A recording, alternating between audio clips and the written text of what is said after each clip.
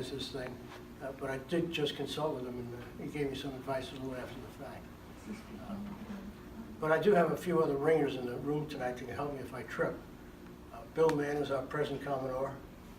Gene Cohen is our rear Commodore. That's the guy who worries about the physical plant, which is very substantial. And Howie Reinhardt, our newest life member, who's another 40-year veteran. This is a little bit of a combination of a stream of consciousness of my experience at the club and the things we learned in doing a 100-year history, and a talk that I give several times a year to new members coming in, an orientation presentation. In 1909, when the club was founded, it's hard to realize, but we were only 44 years away from the Civil War. But we're only 41 years away from Vietnam. So put it in perspective. It was an interesting era in the early part of the last century. Nyack was obviously very prosperous. You look around at all the fine Victorian homes. It was the port for agricultural products coming out of Rockland County, and they had a very substantial shipbuilding business. And there were just a few private residences in Nyack proper, one of them which eventually became the boathouse. Transportation in those days, personal transportation, was a horse and wagon, or walking. Bicycles had just come in. But for the most part, you did have reasonable public transportation. You could get to New York City at almost the same timetable you can today. Ferry across the river, and the train from Tarrytown, or the West Shore Railroad, and a ferry from Jersey City or Hoboken or Weehawken. Pleasure boating in those days was pretty much the sport of wealthy people. They would build some glorious yachts, the Americas among many, and they require substantial crews. And as you might expect, very often the crew enjoyed the trip as much as the owner. And these guys would eventually say, let's try to have our own association, our own boats. And that occurred all over the eastern United States and in Europe. Now, getting into some of the graphics here, that's a very nice painting about 20 years ago. Beverly Baruch, I guess it is. She may be a member of this group. I used to see her fairly often. But the river at that time had three main uses. Fishing was very active and very productive. Transportation, recreational boating is what I'm talking about, and it was just being introduced. And today, of course, the new bridge. And I find that personally very exciting. I put a plug in for whenever I can. But some of the transportation was very classy. This is the Mary Powell. Her home port was Kingston. And she took people from Kingston to New York almost every day and carried freight. Our own ferry was the Christina. And I guess Winston got this photograph from the library.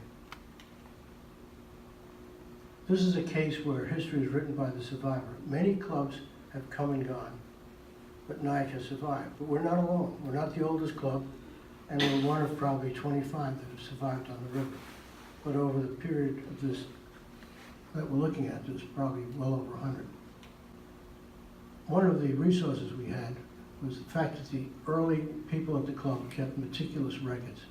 And we found on this piece of accounting paper a beautiful essay entitled Lest We Forget, and it went into some of the cute details of how the club was founded.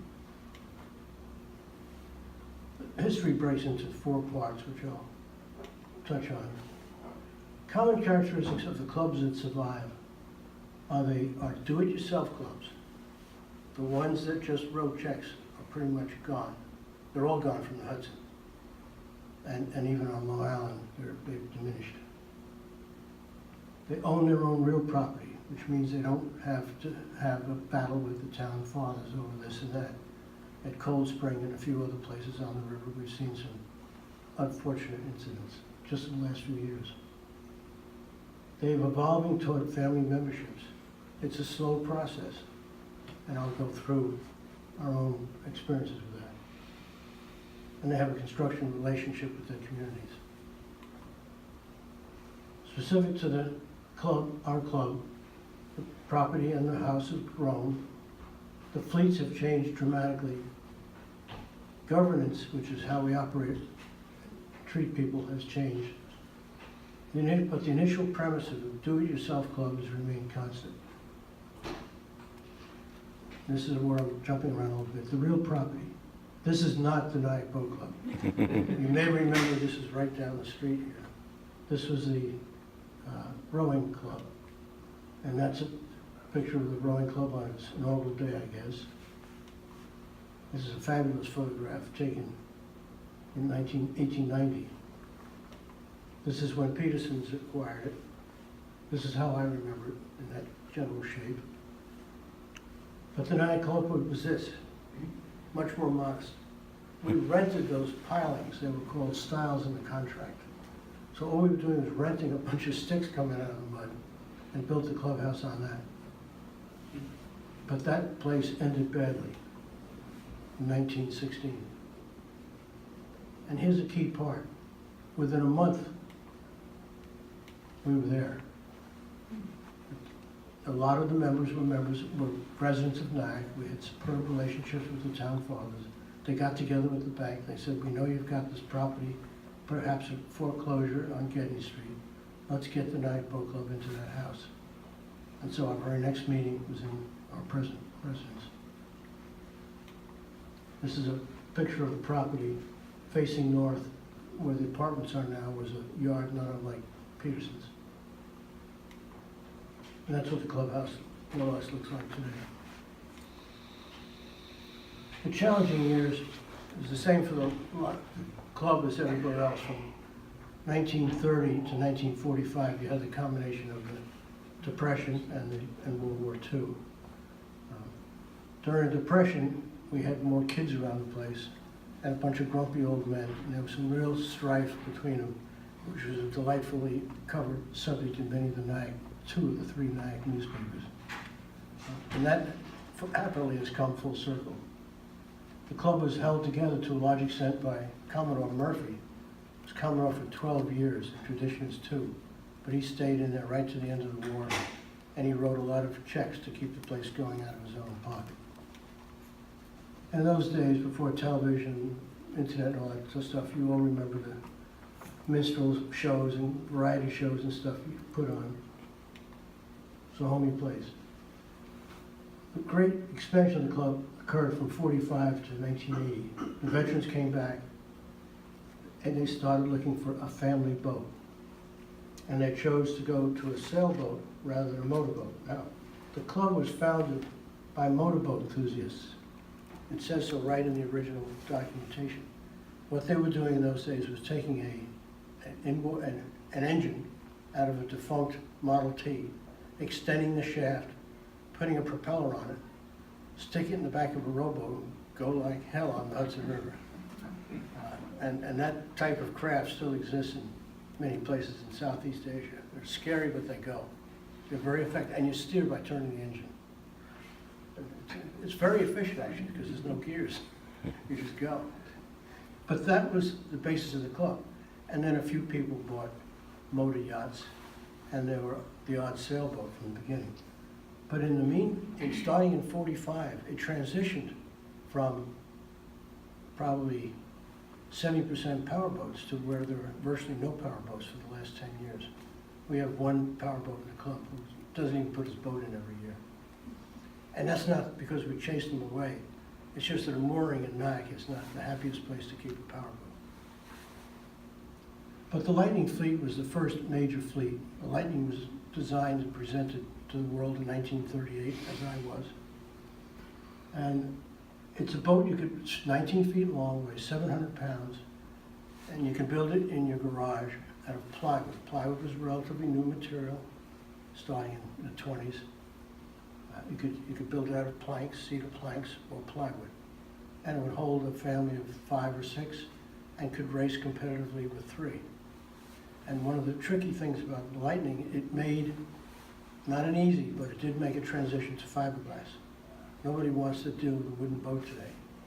But both Howie and I went through the transition from wood to glass, and the Lightning is still a very popular boat today. The junior sailing program was started in 1969. So we went from some controversy of whether we should have kids around the club to an active program for the kids. It's a very important part of the club, and it's open to anybody. It's not just for club members by a long shot. In fact, there's a scholarship given almost every year to a deserving kid from the Nyack school system. And the clubhouse and property were expanded. And finally, in 1973, the ladies were officially welcomed as members. Also in that period, a new dock. The old dock was kind of homemade and had tough times in winter. An expansion of the clubhouse, a new kitchen, a boardroom, a snack bar. And finally, in 1983, we had decent facilities for the ladies. It's a long time from the founding. This is what the club looked like.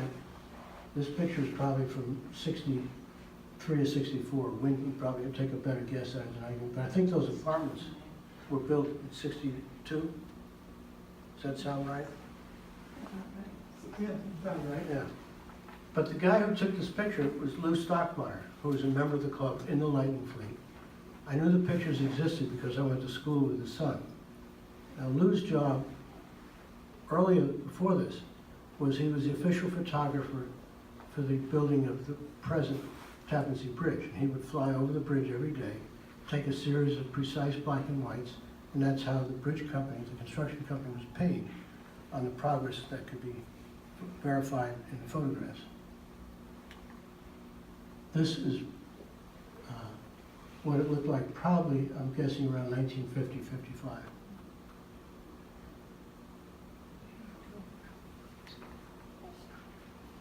Now, with the property in mind, is a strange story within the history of the club itself. And that's what's called the Gedney Street Corporation. In 1956, an election, presidential election year, a guy named Don, who was a real estate operator, shows up and joins the Nyack Boat Club. 3 years later, he's the Commodore. Now that's usually a 9 to 15 year presence before you're there, but he's the Commodore in 3 years. The next year, the adjacent property owned by the Bliss family becomes available. So there's a big discussion at the club. Must have gone on for days. Buy it, we need, they're not making any more land, all the expressions you usually hear. But they had their heart set on expanding the clubhouse itself, which really they needed more room. And they made the decision to expand the clubhouse rather than buy the property. So what does Lee Don do? He gets together with his friend Bill Muckley, and they buy the property themselves as a business enterprise. And the club goes ahead with its plans to expand its main meeting room. It takes out a mortgage and goes from there. Lee Don becomes a Commodore, and he can't, as Commodore, convince him to buy the house next door. So as soon as he's done being Commodore, he forms the Gedney Street Corporation, which takes over the deed for the Bliss property.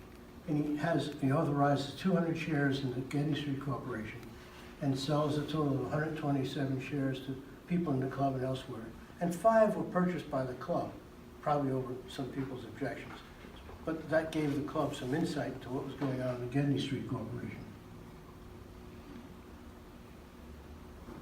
10 years after the Bliss Corporation, Bliss property went on the market. That's the certificate. But 10 years later, the adjacent the very next year, I'm getting away from myself here. They announced that they're going to build the apartments. That was a wake-up call. Suddenly, they want to buy the property. And they think, well, we're just going to take over the Gedney Street Corporation, we'll take it from there. Well, not so easy. There were 2 lawyers involved. One represented the Gedney Street Corporation, and one represented the club. And going through the minutes, it gets very fascinating. They decided the best way to do it, and it was well orchestrated, was the club to actually buy the property with the proviso that the Gedney Street Corporation go away. So you read the minutes of the first meeting, the club agrees to buy the property in a formal petition, it's voted on, the Getty Street Corporation is dissolved, they close the meeting, go to the bar, come back from the bar, same cast of characters, open a meeting with the Nyack Boat Club, and then try to figure out how they're gonna pay for this thing, which takes another few months. And the deed finally transferred later in 1968. Within months, the next property goes on the market. A young widow named Mrs. Clark passes away. Her sister lived in Spring Valley. She wanted to dispose of the house, so she approached the Nyack Boat Club. They made a decision like that, buy it. They just added to their mortgage. They had learned their lesson. So within the space of 12 months, the club's real property increased by 42%. Without that individual and that series of events, I'm not quite sure we could have survived. Let's talk about something more interesting, the fleets, the boats. Now, in the 30s and through the 50s, it was about 50-50, and those are the old classic wooden so-called cabin cruisers, Chris Craft and Owens, manufacturers like that. And relatively new sailboats on the scene. I think that's a Thistle there. And these, let's see if I can get this to work, whoops. These are the old original sailboats, clunky, heavy wood things, but they work. But this is what the club looked like in 1962. That's within most of our memory. This is the Lightning Fleet that was introduced in 1945. It's a pretty boat, and every year we host regattas at the club, and this is what a starting line looks like at a Lightning regatta. The cruising fleet, now it's all fiberglass, started to grow in the 60s, but really took off in the 80s when we put in sufficient launch service to service them. And it's the largest fleet in the club. Those are all the boats you see on the moorings. And they race every Wednesday night and most of the time on Sundays. The Ensigns, the boat was designed and built first in the 1960s. It's a great family boat. It'll hold 6 adults without any trouble. It races efficiently with 3 or 4. The cockpit is so big that according to the cockpit, it should be a 42-foot boat. And we've had up to 13 at the club. I don't know how many we have now, but it's still a great fleet to be part of. And the sonars, which is kind of an ensign on steroids, is a lighter boat, deeper keel, and sails. It's a pretty snappy sail. Same idea, same length. And then there are single-person boats.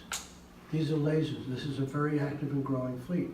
So a person who can't get crew together or just wants to sail alone but be part of a larger association, like the laser fleet is a perfect place to go. We probably have 30 of these at the club right now. This is the Sunfish. The Sunfish was introduced by Olcott in the early 60s, maybe 1960. And at one point we had over 50 of these things. Very popular. They're gone now. Let's talk about governance for a minute. It was pretty much an all-boys club until 1973. Women were invited. We had great parties. It was stressful taking turns at the men's room so they could be accommodated. In some respects, the place was disgusting because people still chewed the tobacco in those days. Spittoons were around the place. We had one guy who would use the heated floor as his spittoon, and you could smell it every time the heat came on. So we had some growing up and sanitizing to do and let the ladies come in, but it worked. In 1992, actually, something big happened. Spouses became automatic members. This is where Nyack, perhaps inadvertently, took a leap over all the other clubs. I'm associated or members of probably a half a dozen clubs, both in here and one in England. And you can't get them to this point. Well, if your wife wants to join, she's welcome, but she has to join in her own right. Go through the whole process, pay initiation fee, blah, blah, blah. Here we say, we accept you, we accept your spouse. and it works either way. So our first we've actually had a non-spouse Commodore, Elaine Hinch. She was both our first woman Commodore and our first non-spouse Commodore. And she was very effective, very welcome. Nobody thought twice about it. And she was succeeded by Pete Molson, whose wife was the official member. But I personally have had no luck selling this concept to other clubs. They don't get it. What it did for us is it immediately almost doubled our workforce, because now the spouses would show up for parties and to organize parties and participate, tell us what we're doing wrong and so forth.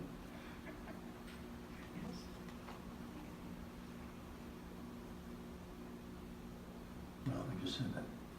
Okay, service to the community. I wish I could have more to say about the Tappan Zee Challenge, but this is part of a series every year that we sponsor for people that are handicapped. Quite a few people that seem to me severely handicapped are excellent sailors. Who was the gentleman we had at the club? Richard Dorr. The guy's amazing. He has no arms. And he skipped. He's in a wheelchair. Yeah. But he also just won the silver medal in Rio for the Special Olympics. So, I mean, it's a great thing to do in the sonars and more stable boats. Some of these guys are very good sailors. It's not only a good outing for them, but it turns out a number of them, like Richard Dorr, expert sailors. And of course, the junior sailing program. This is a camp that's run for 4 to 6 weeks every summer. Kids 8 to 16. I think that's what we are. Yeah. And everybody's welcome. We give a week or two's preference for members to sign up their children, and then it's open, and there's always plenty of room for non-members, kids. And it's a great way to get the kids into sailing. Our future is, of course, the kids in sailing. These are the junior sailors in the last couple of years. This is at Nyack. This is at Larchmont, which is a pretty elaborate club up in Long Island Sound in Westchester. And the senior boys, I guess, felt they had to be dressed up for this affair. And that's it. So if you have questions, I've got experts here to help me answer. But we welcome we're open for business. If you guys want to come by and visit the place, consider membership, by all means. Thank you. Yeah. Oh.